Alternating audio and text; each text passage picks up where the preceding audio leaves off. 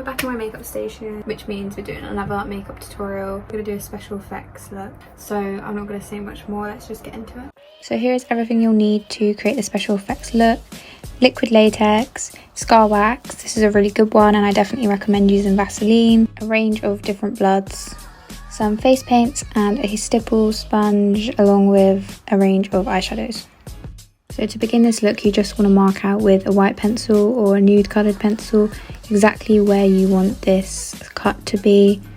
Then go in with spirit gum. I haven't got any spirit gum, so I'm just using liquid latex. This also works quite well, not as well, but it still works. And then you just want to follow the same line that you just drew with it. This should help stick the scar wax down better. Now, scar wax is really tricky to work with, so it's just one of the things you've got to learn. But if you roll it into like a sausage and put it along the same line and then try to smooth it out as best you can with a tool, with your finger, and definitely use Vaseline. I really recommend that, that really helps, but it is really tricky. Once you have got exactly the kind of shape you want with the wound, just go in with liquid latex to seal all the scar wax in and kind of set it in place, because scar wax does move. And it is just a really hard product to work with. It's something you've really got to practice, so don't be disheartened if you can't do it the first time.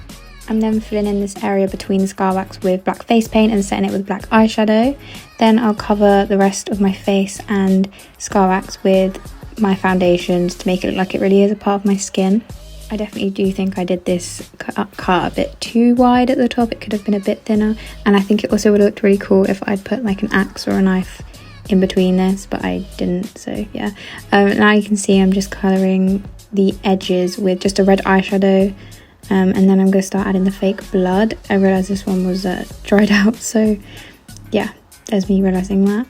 A good place to get real good fake blood is Meron makeup, if you want to get some decent fake blood, because a lot of cheap fake blood comes out quite pink and is quite unrealistic, so you want to try and have a good fake blood. And it's always good to have a range of different like gooey blood and more thicker blood, because it makes it a lot more realistic.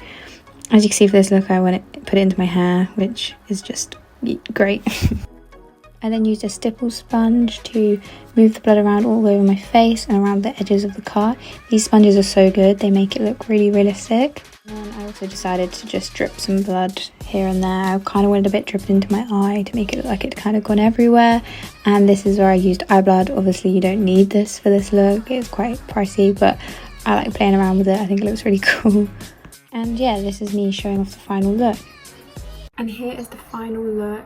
I hope it was somewhat easy to follow. Special effects looks can be kind of easy because they can look quite messy and still work. I hope you liked this. If you want more special effects or any other type of makeup tutorials, please let me know.